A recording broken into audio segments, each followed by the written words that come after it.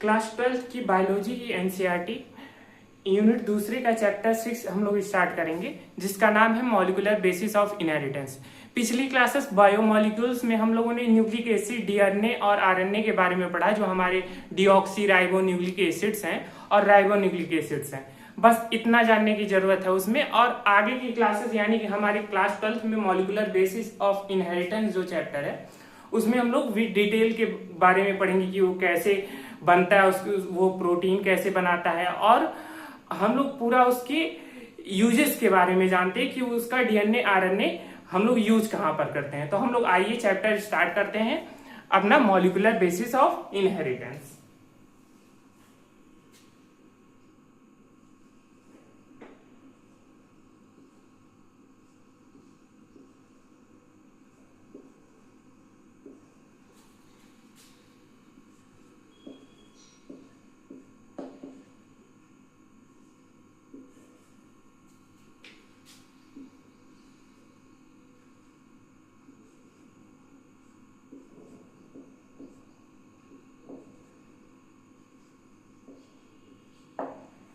Molecular basis of inheritance हमारा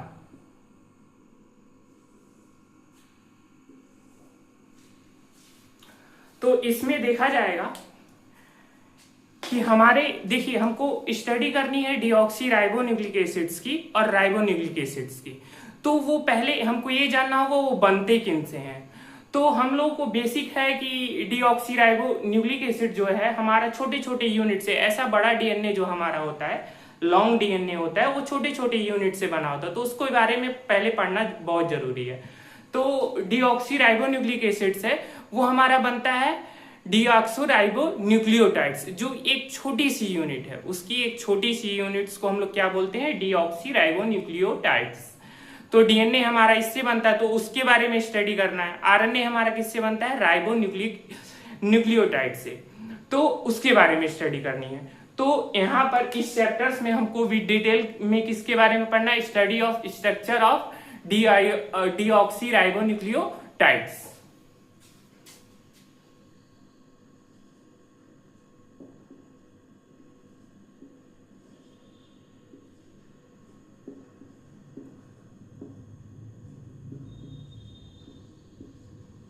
study structure of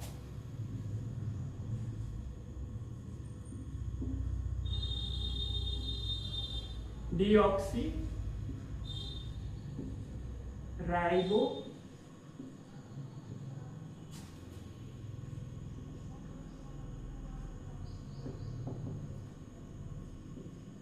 deoxy ribo nucleotide, जिससे हमारा DNA बनता है। और किसके बारे में हमको इस चैप्टर में स्टडी करनी है, राइबो न्यूक्लियोटाइड्स के बारे में स्टडी करते हैं, जिससे हमारा आरएनए बनता है। तो ध्यान दीजिएगा,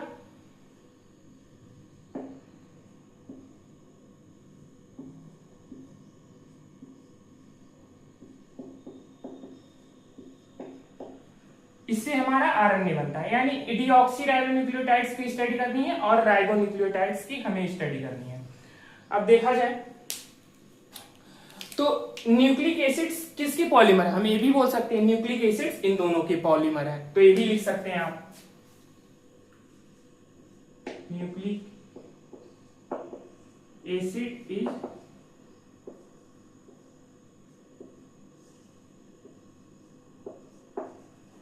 पॉलीमर ऑफ न्यूक्लियोटाइड्स। ये दोनों आखिर में क्या है, न्यूक्लियोटाइड्स ही हैं। तो nucleic acid is polymer of nucleotides.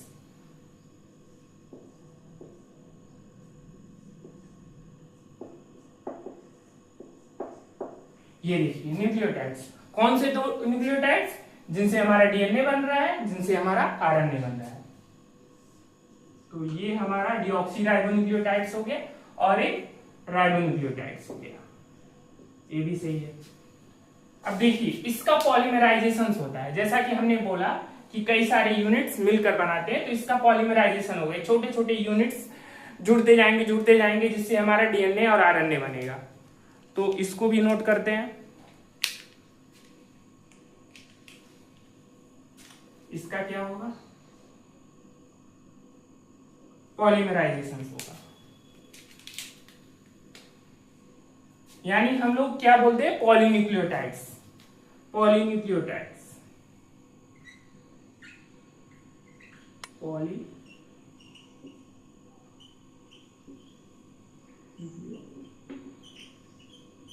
Polynucleotides.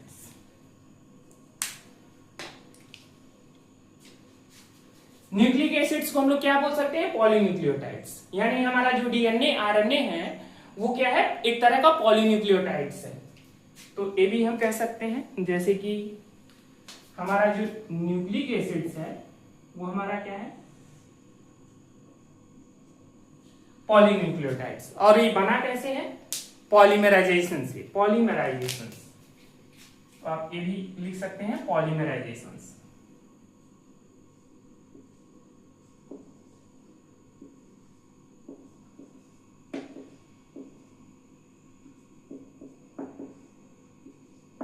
Polymerisation.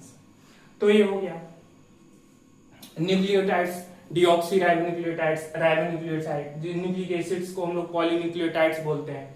अब इसमें हम लोगों को पढ़ना क्या है, मेन चीज जो एनसीईआरटी में हमारे पहले ही पेज में बताया गया, न्यूक्लिक एसिड्स के बारे में बताया गया है, तो उसको हम लोग देख लेते हैं।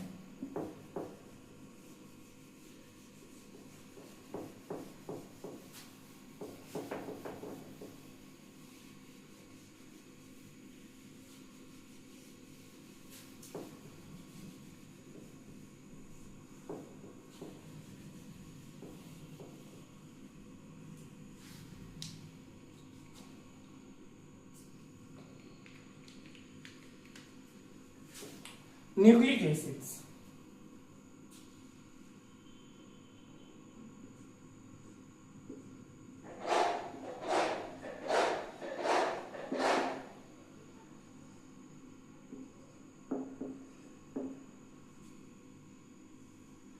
न्यूक्लिक एसिड्स दो टाइप्स के, जो कि एनसीईआरटी में बताया है।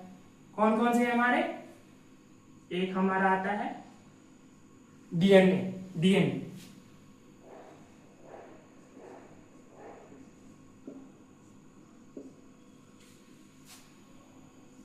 और एक हमारा आरएनए।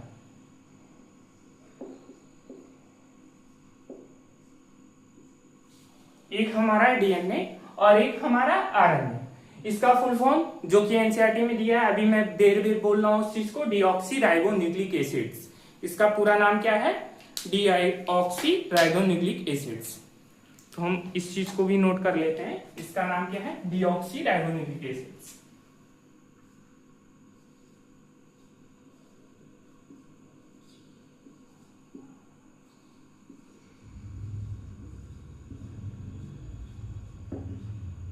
न्यूक्लिक एसिड्स, और इसका राइबोन्यूक्लिक एसिड्स। ये हमारा क्या है, ribonucleic acids.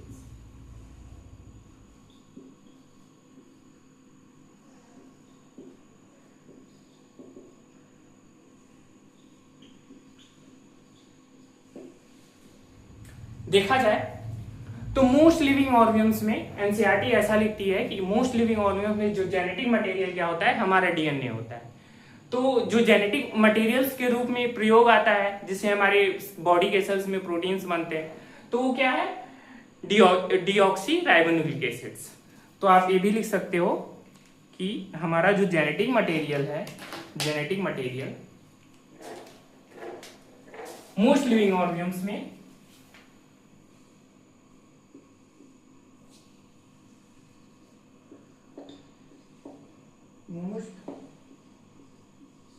most living organs act as genetic material, act as genetic material।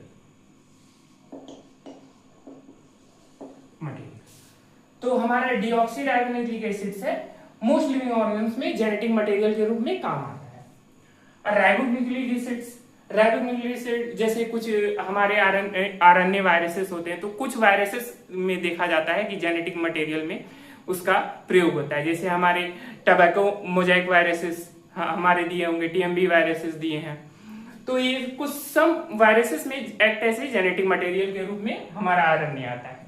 Main functions तो क्या होता है, मैसेंजर्स के रूप में। हम लोग आगे पढ़ेंगे मैसेंजर किस तरह ये आरएनए प्रोटीन बनाने के हेल्प में प्रयोग आता है।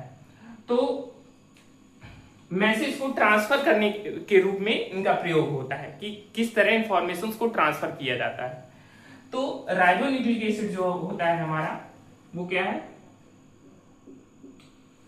तो act as a genetic material some viruses, ऐसा एनसीईआरटी लिखती है, act as genetic material some viruses, some viruses, ये हो गया हमारा। तो आरएनए को हम क्या बोलते थे, mostly act as a messenger. तो आप ये भी लिख सकते हैं, mostly act as a messenger.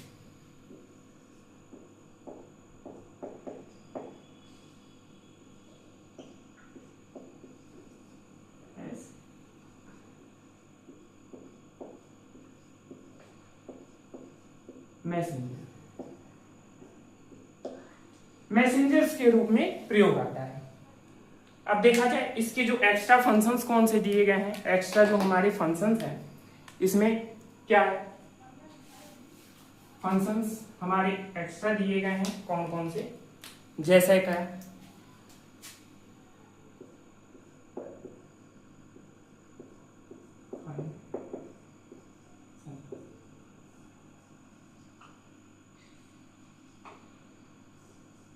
RNA के कुछ एक्स्ट्रा फंक्शन दिए, जैसे ये एक तरह का एडाप्टर मॉलिक्यूल्स है, यानी कि इस पे राइबोसोम्स पे जाके बैठने का काम करता है, तो एडाप्टर इसको बोला जाता है। आगे के चैप्टर्स में हम लोग पढ़ेंगे।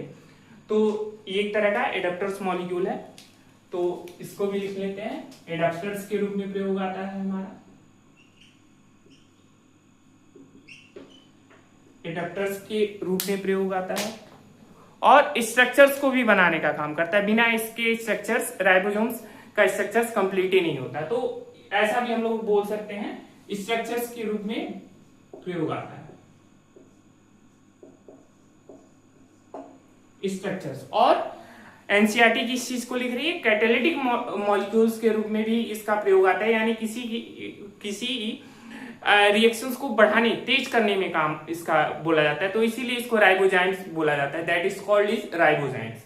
तो आरएनए का प्रयोग एडाप्टर्स के मॉलिक्यूल्स के रूप में, स्ट्रक्चर्स को बनाने के मॉलिक्यूल्स में कैटालिटिक रोल्स प्ले होता है। तो बहुत ही इंपॉर्टेंट रोल है आरएनए का। ऐसा नहीं कि आरएनए ऐसे ही है, हाँ, आरएनए के बिना प्रोटीन ही नहीं बनेगी, इंफॉर्मेशन ट्रांसपोर्ट ही नहीं होगा, कोई चीज इवॉल्व ही नहीं करेगी।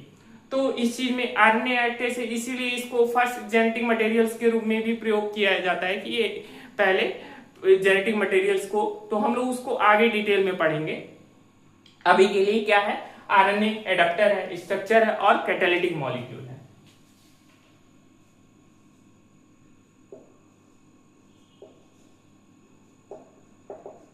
कैटालिटिक, तो हम ये भी लिख सकते हैं। तो ऐसे को हम लोग क्या बोला जाए, कैटालिटिक मॉलिक्यूल्स है, तो ऐसे को हम लोग कहा जाएगा,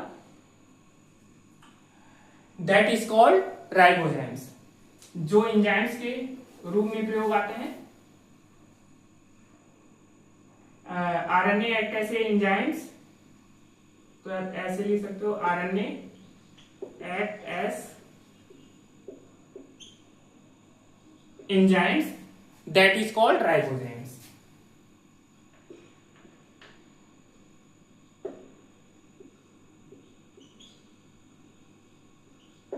राइबोसोम्स, ये हमारा हो गया। तो इतना हम लोगों ने न्यूक्लिक एसिड्स के बारे में एनसीईआरटी के जो पहले इस पेज में थोड़ा इंफॉर्मेशन दिया गया है उसको हमने एक्सप्लेन किया। ध्यान से देख लीजिए, फिर से इस चीज को मैं एक्सप्लेन कर देता हूं। न्यूक्लिक एसिड दो टाइप्स के, डीएनए और आरएनए, जिसको हम लोग डीऑक्सीराइबोन्यूक्लिक एसिड्स कहा जाता है और राइबोन्यूक्लिक एसिड बोला जाता है। ये act as genetic material most living organs में होता है, एक्ट एज जेनेटिक मटेरियल कुछ वायरसेस में होता है, और मोस्टली इसका फंक्शन क्या होता है, मैसेज को ट्रांसफर करने में। इतना हम लोगों ने पढ़ा। अब हम लोग पढ़ते हैं अब हम लोग पढ़ेंगे कि डीएनए, जो हमारा डीएनए को हम लोग क्या बोलते हैं, पॉलीन्यूक्लियोटाइड्स। तो उसके डिटेल्स के बारे में थोड़ा और जानते हैं।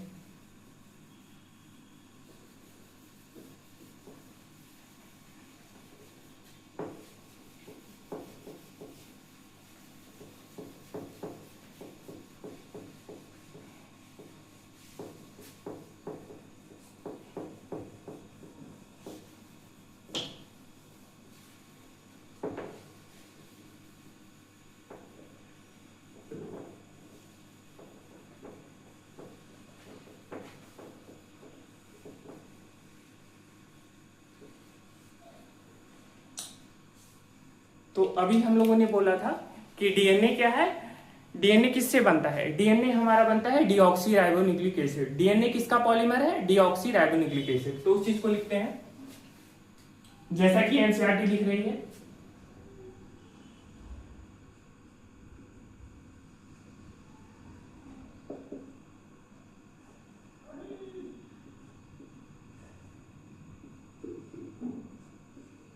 DNA is polymer of deoxy ribonucleotides.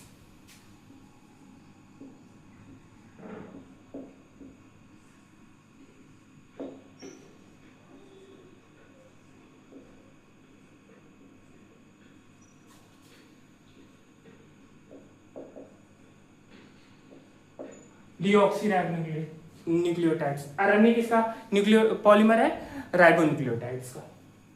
तो आरएनए इस चीज को भी लिख लेते हैं।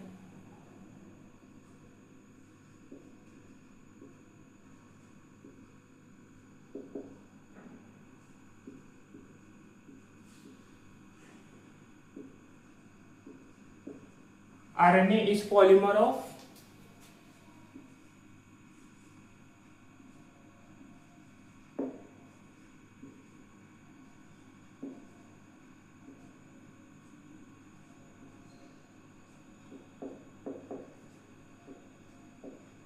राइबोन्यूक्लियोटाइड्स। जो हमारे डीएनए है ये डीऑक्सी राइबोन्यूक्लियोटाइड्स का बना होता है, आरएनए राइबोन्यूक्लियोटाइड्स का बना होता है। तो इस चीज को देखा जाए, एनसीईआरटी क्या लिखती है, लेंथ अब देखा जाएगा तो लेंथ काउंट करनी है तो जाहिर सी बात है उसके छोटे छोटे यूनिट्स को काउंट किया जाएगा। तो जो हमारा डीएनए है, लेंथ इज, एनसीईआरटी इस चीज को लिखती है कि लेंथ को डिफाइन करना है तो उसके नंबर ऑफ न्यूक्लियोटाइड्स को काउंट कर सकते हैं या नंबर ऑफ बेसेस को काउंट कर सकते हैं। लेंथ इज डिफाइंड बाय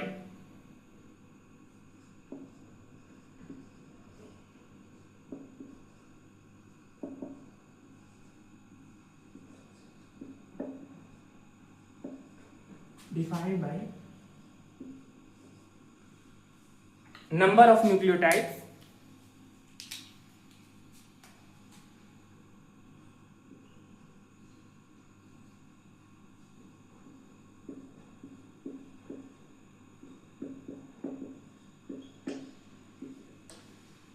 या न्यूक्लियोटाइड्स पेयर्स में। अभी हम लोग इस चीज को समझेंगे कैसे, मैं क्या कहना चाह रहा हूं, न्यूक्लियोटाइड्स में काउंट करें या न्यूक्लियोटाइड्स पेयर्स में काउंट करें।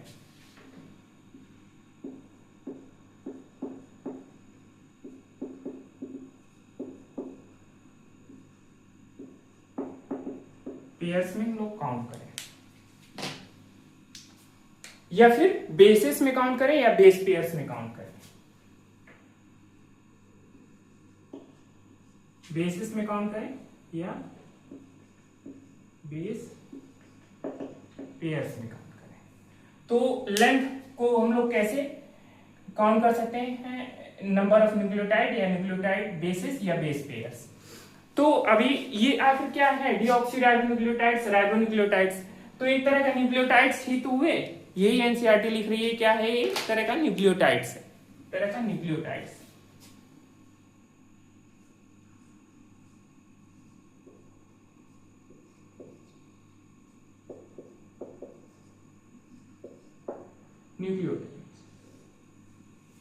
न्यूक्लियोटाइड्स।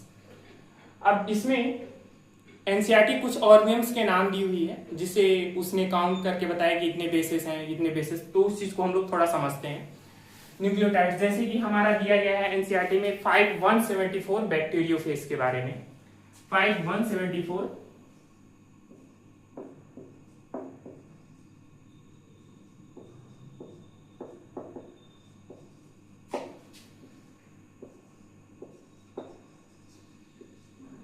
5174 बैक्टीरियोफेज। और दिया गया है एनसीईआरटी में हमारा लैम्डा फेज बैक्टीरियोफेज।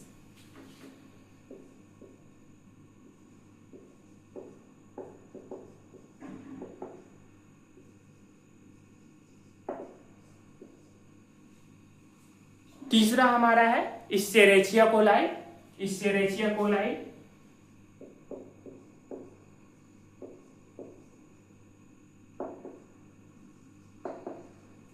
इस्चेरेचिया कोलाई एक तरह का बैक्टीरिया है इस्चेरेचिया कोलाई, उसके बारे में दिया गया है। और ह्यूमन बींग्स के बारे में दिया है।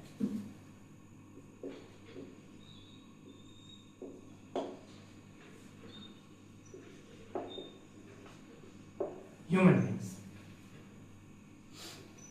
तो देखा जाए, इसमें देखा जाए तो ध्यान दीजिएगा इसमें कैसे काउंट करते हैं। तो पहले इसमें क्या दिखा गया है, 5174 बैक्टीरियोफेज, इसके बेसिस के बारे में डायरेक्ट बता दिया गया है एनसीईआरटी में।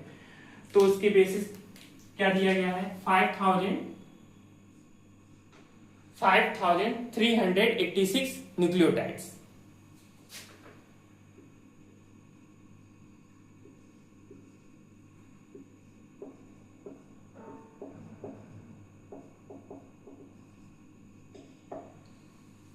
लैम्डा फेज बैक्टीरियोफेज, इसके बारे में दिया गया है लैम्डा फेज बैक्टीरियोफेज 48502 करके दिया गया है। तो ये बेस पेयर में वहां पर लिखा हुआ है, मैं यहां पर इसको काउंट करवाता हूं न्यूक्लियोटाइड्स पेयर। वहां पर आप ऐसा भी लिख सकते हो, एनसीईआरटी में बेस पेयर लिखा हुआ है, मैं न्यूक्लियोटाइड पेयर भी उसको लिख सकते हैं। तो मैं इसको न्यूक्लियोटाइड्स पेयर भी लिख देता हूं, न्यूक्लियोटाइड्स पेयर। इस्चेरेचिया कोलाई, इस्चेरेचिया को कोलाई गया, ये दिया गया है क्या, 4.6 into 10⁻⁶ base pair, base pair. Human beings में दिया है एक क्रोमोसोम्स एक फादर से आता है, एक मदर से आता है। तो एक सेट के बारे में दिया है ह्यूमन बींग्स का 3.3 इंटू 10⁹ बेस पेयर। तो एक ही सेट के बारे में दिया गया है human beings 3.3 into 10⁹ base pair. इस चीज को ध्यान दीजिएगा, इतना दिया है। अब जैसा कि हमारे एनसीईआरटी में क्या दिखा रहा है, कुछ में जेनेटिक मटेरियल सिंगल होता है, सिंगल स्ट्रैंडेड डीएनए। अब कुछ में जेनेटिक मटेरियल कैसा होता है, लिविंग ऑर्गेनिज्म में डबल स्ट्रैंडेड डीएनए। तो इस चीज को देखा जाएगा, मान लीजिए ये न्यूक्लियोटाइड्स हैं, न्यूक्लियोटाइड्स हमारे न्यूक्लियोटाइड्स हैं।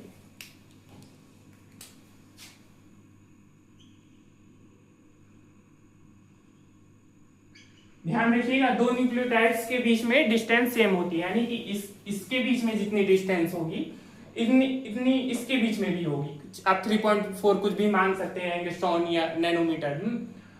तो इसमें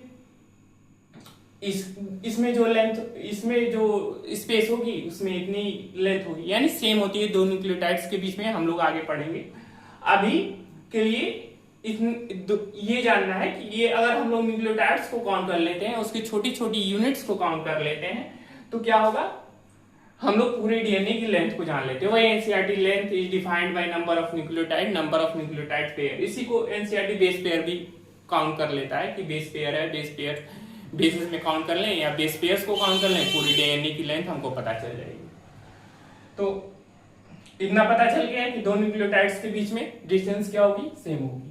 इसके बीच में same same same same same, ठीक है। अब इसमें अब इसमें क्या है, इसका जेनेटिक मटेरियल क्या है, हम इसको सिंगल स्ट्रैंडेड डीएनए है, हम ये भी लिख सकते हैं सिंगल स्ट्रैंडेड डीएनए। यहाँ पर 2 स्ट्रैंड्स हैं तो हम लोग वहां पर डबल स्ट्रैंडेड लिख सकते हैं। इसका भी जेनेटिक मटेरियल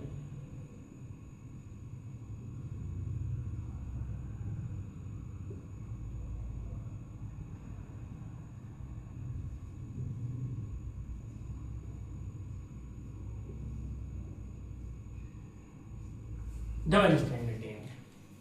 ये हो गया हमारा। अब यहाँ पर क्या आप काउंट करेंगे तो क्या लिखेंगे, यहाँ पर जो काउंटिंग होगी, यहाँ पर जो भी है 1 2 3 4 जो भी है 7 न्यूक्लियोटाइड या 8 न्यूक्लियोटाइड्स मान लेते हैं, तो यहाँ पर आप काउंट करोगे तो क्या बोलोगे, न्यूक्लियोटाइड या बेसिस, 7 न्यूक्लियोटाइड्स या 7 बेसिस। लेकिन आप यहाँ पर डबल स्टैंडर्ड में काउंट कर रहे हो, यहाँ पर ध्यान दीजिएगा, यहाँ पर जब आप काउंट कर रहे हो तो वहां पर क्या होगा, पेयर में आप बोलोगे, क्योंकि डबल स्टैंडर्ड है ना, तो आप जो भी आपकी न्यूक्लियोटाइड्स हैं या 7 है या 8 हैं या जो भी है 4 है 5 है, एक एग्जांपल के तौर पे, तो उसमें आप क्या पेयर टर्म यूज करोगे। तो यहां पर जो टर्म यूज होगा, नंबर ऑफ न्यूक्लियोटाइड्स,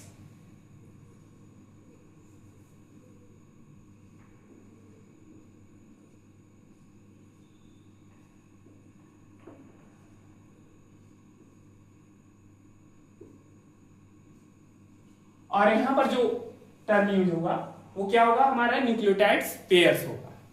यहां पर जो हमारा टर्म होगा यूज, वो क्या होगा, न्यूक्लियोटाइड्स पेयर्स में होगा।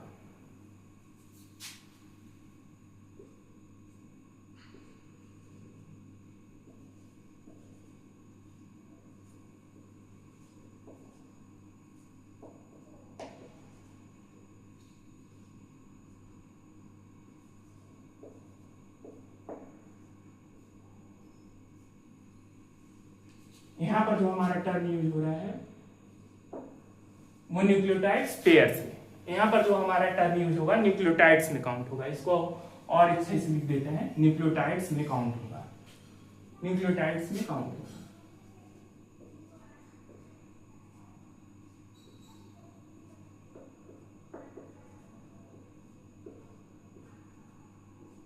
तो वही एनसीईआरटी यहाँ पर देखिए, अब इसका जेनेटिक मटेरियल नहीं बताया गया है एनसीईआरटी में कि इसका जेनेटिक मटेरियल कैसा होगा, लेकिन आप खुद निकाल सकते हैं। इसमें न्यूक्लियोटाइड्स टर्म यूज किया, पेयर टर्म यूज नहीं किया। इसका जेनेटिक मटेरियल कैसा होगा, सिंगल स्ट्रैंडेड डीएनए, यानी इसका जो जेनेटिक मटेरियल होगा हमारा सिंगल स्ट्रैंडेड डीएनए होगा।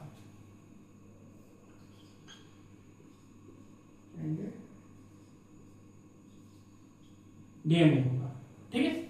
इसका जेनेटिक मटेरियल कैसा होगा, हमारा सिंगल स्ट्रैंडेड डीएनए। और इसका लेम्डा पे यहाँ पर पेयर टर्म यूज हुआ है बेसिस पेयर्स में, तो इसका जो जेनेटिक मटेरियल हमारा होगा डबल स्ट्रैंडेड होगा। कैसा, डबल स्ट्रैंडेड होगा, क्योंकि यहां पर जो टर्म दिया गया है वो क्या दिया गया है, पेयर्स में दिया गया है। और एस्चेरिचिया कोलाई इसका भी पेयर्स में दिया है, तो इसका जेनेटिक मटेरियल कैसा होगा, डबल स्ट्रैंडेड डीएनए होगा।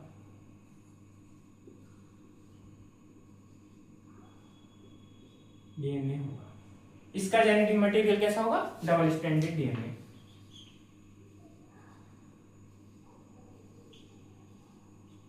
ठीक, तो हमको जेनेटिक मटेरियल भी पता चल गया कि किसका जेनेटिक मटेरियल कैसा होगा। ठीक है, इतना, बस इतना ही आज के लिए।